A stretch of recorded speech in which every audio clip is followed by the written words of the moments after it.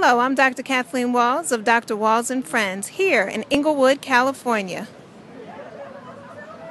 Media, the naked eye deceiving ya. Got you to believe in ya. Got nothing else but do. Media, the naked eye deceiving ya. Got you to believe in ya. Got nothing else but gloom. When the one eye filled with darkness, the other has no light. When the one eye filled with light, the other has no sight. Media, and prophesy a light. Shooting in the skies, said that we'll be crucified when the MX flies. Don't let it fly. Joined right now with two co-hosts from Speaking to Harmony, Anna Fiora, who hosts Speaking to Wisdom. Speaking to Wisdom, and also Nikki O. Dressing for Destiny. All right. So, ladies, tell us a little bit about the shows that you host on Speaking to Harmony. Who would like to go first? I'll go. Well, Dressing for Destiny is something that we started way back in February. And the whole concept of destiny is that when you're dressing for the life, not that you have now, but the life that you want. So a lot of the topics that we talk about is if there's a job opportunity, if there's a certain type of position that you want or that you're going for, how exactly to present yourself to be the part. We also talk about how dressing influences people's outlook on you, judging you as, today we have youth who tend to be very trendy. The jeans, maybe they're falling a little below the waist than we would like. Upside down shorts, because the jeans starts to come all the way down here. Yes. Yeah. Yes. And I mean, I know they think it's cool, but again, your destiny, where are you going? What are you telling the world about who you are? What are you representing? And those are the key things in Dressing with Destiny that we cover, just making sure that we're keeping in perspective that clothes is a statement, and it's what you're presenting in the world of who you are and where you're going. Mm-hmm. I love it. And Speaking with Wisdom, what a great title. Speaking to Wisdom is pretty much the merging of the older generation and the younger generation. A lot of times in our culture, you don't have that passing of information. The older generation, they tend to stick to themselves, and the younger generation does the same. And so it's a way of bringing the two generations together and merging them and passing that information on so we can continue to pass our heritage down to the younger generations. Also with one of the things that we touched on the last show, the first show that we had, was, technology and how it plays a major part in creating that division between the two generations. And, we're going to look at ways or explore ways that we can merge it and get over those hurdles.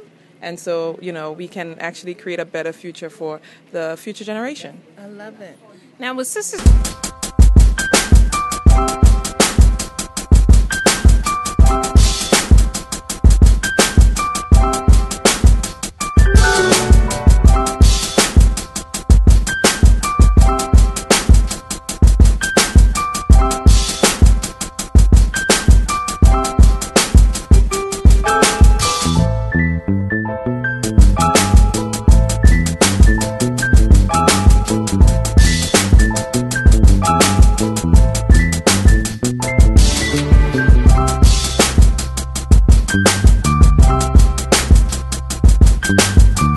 women back into the community. And I think that's very important because you see what's going on with the image of a woman today and how based on the way we're portrayed, is like we're degraded to a certain extent. And so I like the fact that it's putting a positive light and shedding a positive light on women, because you have women like myself and Nikki and yourself, Dr. Wells, and we want to be able to radiate that light out to the younger generation, especially the younger girls coming up, so they know that you don't have to go that route, and there's another way. And so Sisters in Harmony definitely provides that platform. I agree. I was actually doing a speaking engagement last year, and someone heard me speaking, and they contacted me on Facebook and said, you need to contact the president of Sisters in Harmony. I'm going, what in the world is Sisters in Harmony? And So as she told me what it was about, and I contacted the president, and he told me the mission statement, and I said, I love it, because I do so much work with the community, with people of all ages, a lot of work with children, but also a lot of work with women and men. And I thought it was so important that we live in this image society to really shift the balance back to the positive, as you were saying. And one thing that the president had said to me was, you never know what impact or what influence you have on somebody, and that the community needs to see people like you, because some little girl is going to look at your image in one of the posters that we do and say, I want to be like that. And that is so true, because I remember being a child and looking at images and saying, I want to dress like that when I'm older, or I want to wear my hair like that when I get older. And so when I got to be of a certain age where I felt it was appropriate for me to present myself in a certain way, I went back to those images. So for me, I watched Charlie's Angels and I wanted to wear jeans and heels.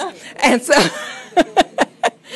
And that was the fact. Talked to Ed when we were initially making the photo shoot, discussing what Sisters in Harmony was doing and talking about our survival. We talked a bit about my mom, my grandmother, my great-grandmother, and what we had to go through in order to become the women that we are. And I come from women of strength. And I think that's what Sisters in Harmony is about, is giving us the strength to be ourselves and to strengthen ourselves as we continue. So there's a very strong thread that goes through what we're doing, working together, empowering each other and empowering ourselves. I have girlfriends, but I talk to each girlfriend about something different. And people, you can talk to certain people about certain things. With an organization, you can talk to a whole lot of people about different things. And women, we all have issues, so we all talk. I actually told my lady friends, like, you know, I'm always saying, why can't we, why aren't we? But if we come together, we're unstoppable, you know? And I just think people need to really believe in that and spread the message.